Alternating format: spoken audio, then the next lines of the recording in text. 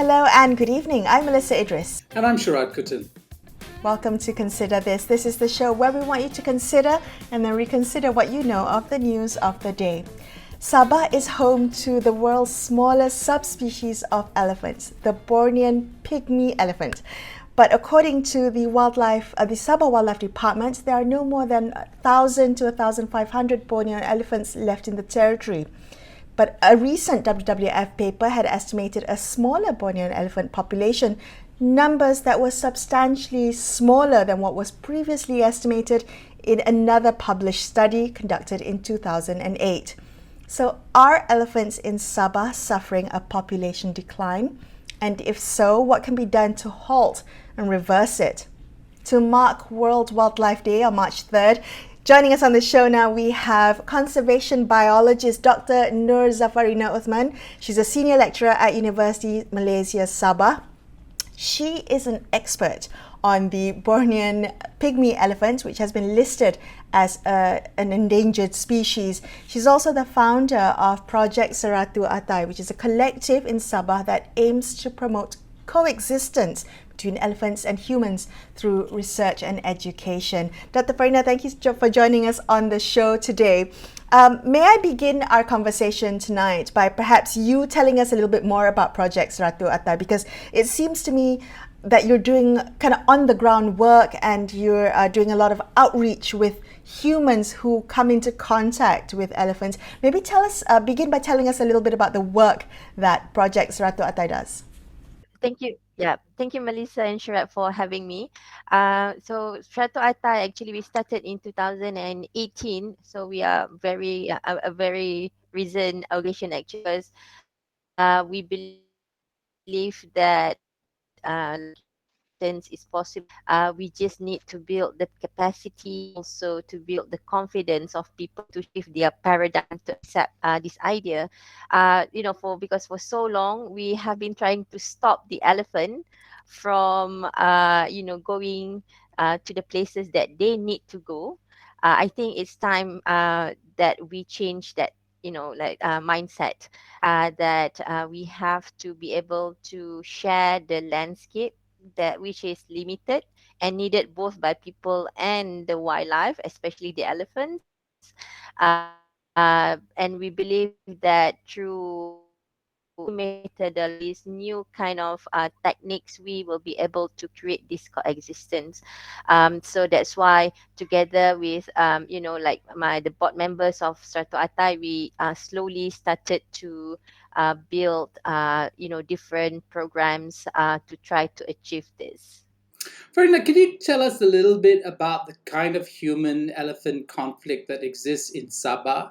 Has it, for instance, resulted in loss of life, or is it mostly the loss of crops? And are there traditional notions about how humans ought to interact with elephants, considering that I guess the Bornean pygmy elephant is indigenous to the island of Borneo? So there must be kind of cultural notions that you have to negotiate or think about when you're trying to get people to, as it were, reimagine their relationship. Right. Well, first of all, Sharad, if you don't mind, I would like to just mention this, that the Bornean elephants, they are not pygmy at all. They're not as, yeah, they are the smallest subspecies of Asian elephants, but they are not small. So a lot of people think that our Bornean elephants are, short, very, that's not, because our elephant could to 3 meters. They are like a normal elephant, but pygmy does give them a lot of publicity. But I would, Malaysian could just call them as the Bornean elephants. And okay, regarding your question, so basically we know elephants, they require like a very vast area, right? And most of this area, they are actually very suitable also for agricultural activities and things like this. So there are a lot of so that's why conflicts happen. Now elephants are restricted to a very limited ranging area, and they started to go now outside the protected area. and because of that, we don't have anyone kill intentionally by elephants. We do have several people injured. Most of the time it's because both people and elephants are surprised when they see each other, and both try to run, and usually people, when they run from elephants, they will sleep, they will fall, they will fell down and things like this. That's why they got this wounded. And but luckily so far in Sabah, we don't really have death cases of elephants intentionally go and charge people and want to kill people, not like in India. In India you can have 300 death cases every year. So that's why we need to keep this situation. We don't want to alter the elephant's behavior by showing as if we are their enemy. That's why from now, when we're trying to control, do mitigation methods, do elephant control, we need to consider the behavior and the ecology of the elephant so that we don't alter this behavior. Right now, they are still kind of scared when they see people. Usually, the elephant is the one who will, retreat away, especially the female elephants. The male, they can be a little bit adventurous, naughty, because again, it's part of their ecological need. They need to eat more, to maintain their body size, their body condition, so that they can reproduce and stuff like this. That's why they are, prefer to take a risk. And that's why when you see a lot of conflict cases, it's usually involve the male elephants rather than the female. So there are a lot of, it's very complex, a lot of factors why conflicts happen. But we still have the opportunity to make sure that there will be no death cases like what happened in other Asian elephant population. I love that you brought out understanding the behavior of elephants, because, I think in kind of dealing with human elephant conflict, the way is to understand how elephants tend to behave, and that can help us predict and minimize some of the impact of that conflict. I'm just wondering then, how do we do that? Do we have an understanding of not just the behavior, but you talked about how maybe male bulls are slightly more aggressive or more adventurous or risk takers. Do we have an understanding, an adequate understanding of the Bornean elephant population in terms of the kind of sex ratio, the age, demographic of elephants? Do we understand that? Is that data being collected? Right.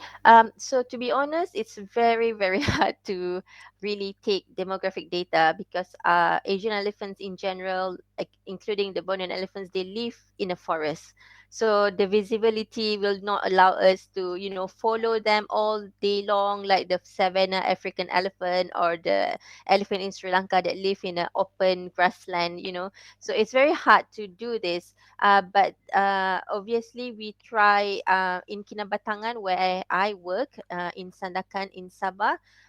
Usually, what we're trying to do when the elephants are spending time along the riverbank, this is the best opportunity to go and like try to understand, to get the data for this. So we do have, but it's not like a long term, and it require a lot of funding to maintain a team that could follow this elephant for several years. But obviously, there are a lot of ways that collaboration with tourism, uh, tourism industry, for example, because they always go and take pictures and stuff like this. So we can always create collaboration. But I could say that we try to collect this kind of data, but it's not easy.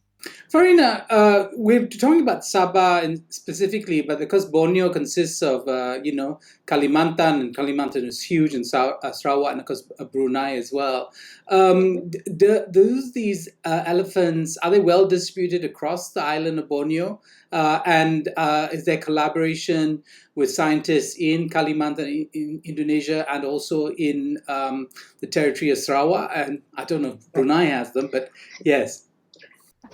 Another interesting things about the Brunei elephants, you don't find any Brunei elephants in Sarawak and Brunei. Oh, Wow.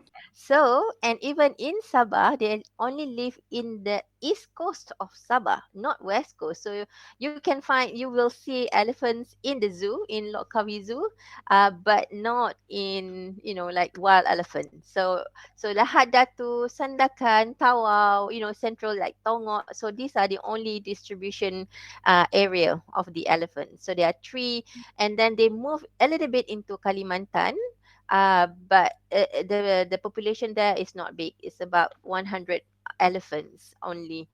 And we think that because of, again, there are a lot of human activities along the border between North Kalimantan and Sabah. So the elephants are kind of settled down there in North Kalimantan. So it's, that's why it, first of all, the number is very low. I mean, like, the number of the elephants are not as big as, is they are still viable, and then their ranging distribution is very limited to this area. So that's why, we have more pressure now to think about how do we connect, like population to another population. And like my organization, we don't really work with Kalimantan yet, but organization like WWF, I know that they are building this relationship with their partners in Kalimantan. wow, I did not know that. Thank you for educating us tonight. Okay, we're going to take a quick break, Farina, and let's come back and discuss so many more things to discuss, including the Sabah State Elephant Action Plan and how that is going to help conserve this elephant species. Okay, we're going to take a quick break and we'll be right back with more on Consider This. Stay tuned.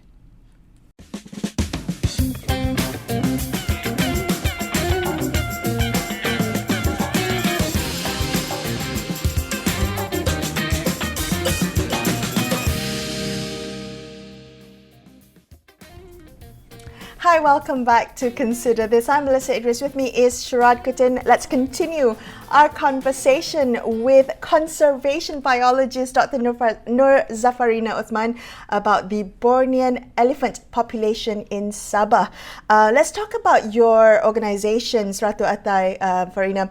I understand that it does a lot of work in learning how to build elephant-friendly landscapes, especially outside protected areas, because we know elephants can sometimes roam outside these protected areas. But why is it important to manage elephants within, at the landscape level? Mm, right. So one of our main project right now is that we're trying to implement this state Bornean Elephant Action Plan 2020 to 2029 at the Kinabatangan landscape. Uh, because before this, we always speak to each of this. We have so many stakeholders, right? And elephants, they are ranging area again, like it's across different stakeholders. So you have those people in the oil palm industry, you have local communities, you have the tourism industry that needs the elephant. So there are a lot, different people have different visions, and different people have different ways how they do mitigation. But again, and we don't really speak to each other, but we live as a, like a big neighborhood, and elephants will just go from one area to another area. So if we don't work together at the landscape level, we will never be able to achieve this coexistence, and it will be a loss for everyone that need the elephants directly or indirectly. So for example, I give you an example. If the elephants are outside the protected areas, just like what you said just now, Melissa, uh, it's like a ping pong game. So one person, or one stakeholder will push the elephants to another stakeholder. The another stakeholder will push to another stakeholder. So at the end, the elephants will get confused, and then they will create more damages. They will create more conflicts, and then the government, the NGOs, the scientists, academias, we all have to go to each of these stakeholder and advise them. So it take a lot of time. So now, if we could create a shared vision, among all those stakeholder, how we can achieve like a win-win situation for everyone.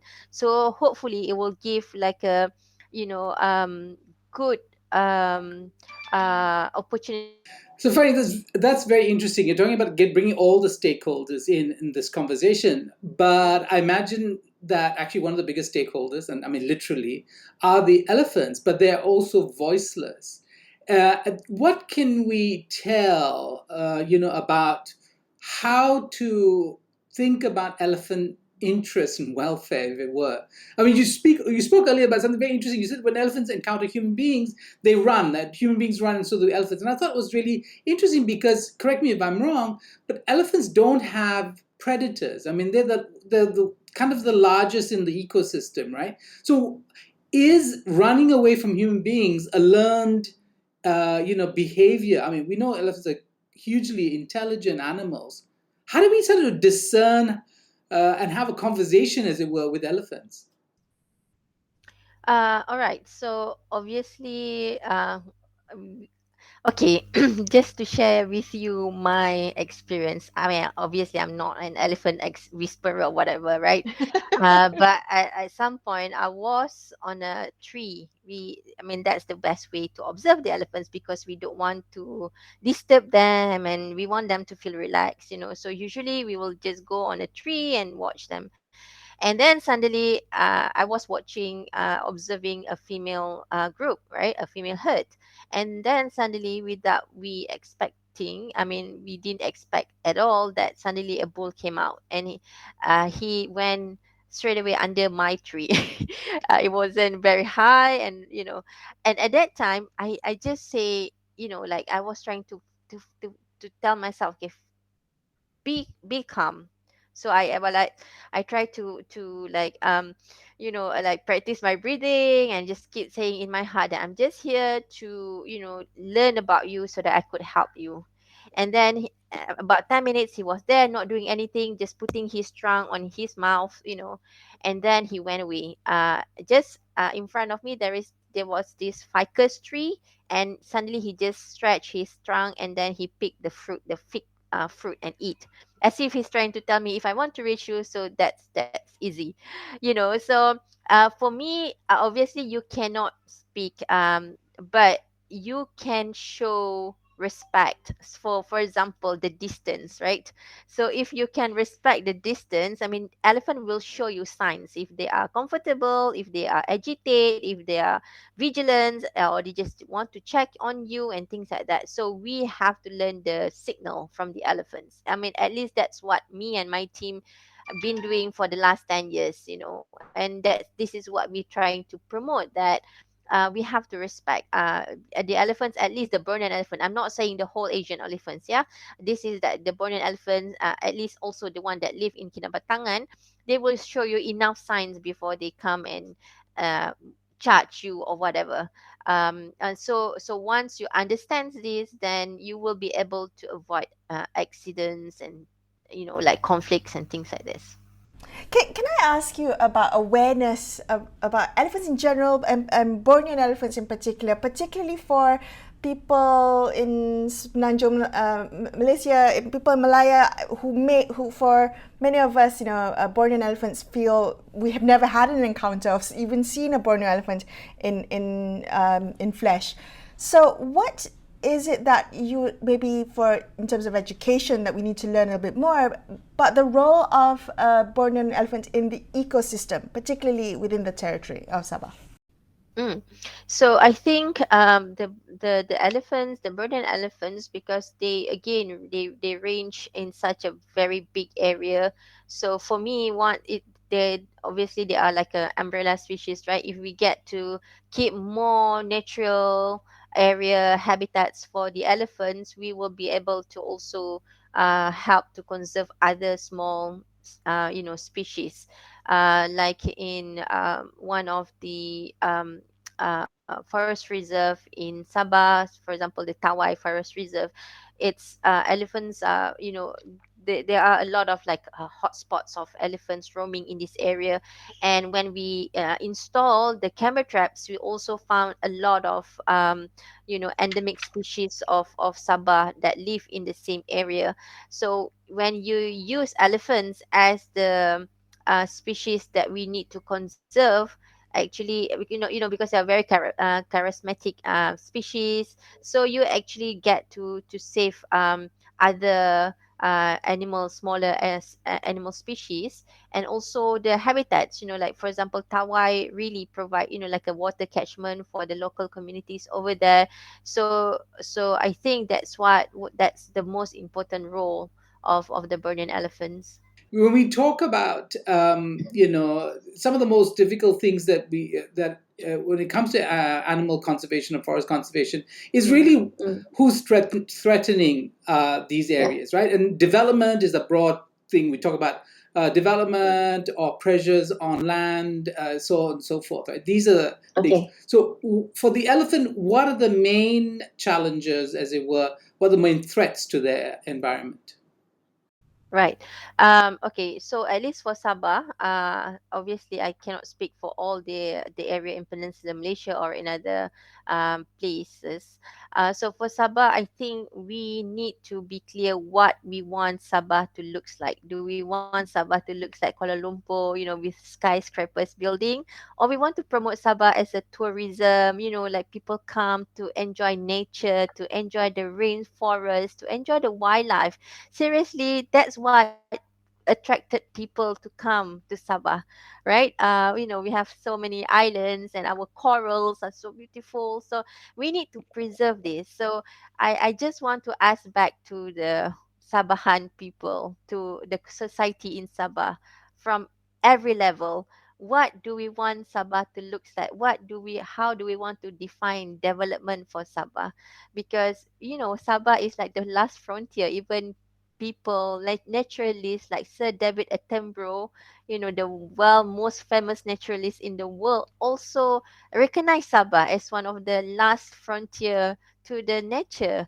you know so I think right now I agree with you, Sharat, that development still threatening our wildlife, not elephants that are generally in wildlife, because we still want to open our forest reserve for highways, for example. Sometimes we don't need 4 lanes of highways. We only need a nice road that everyone can just move around easily, safely. We don't need like 4 lanes, because in Sabah, it's not needed like in big city like Kuala Lumpur or Farina, very somewhere. quick question for you, Farina. Is the Pan Borneo Highway going through elephant sensitive areas?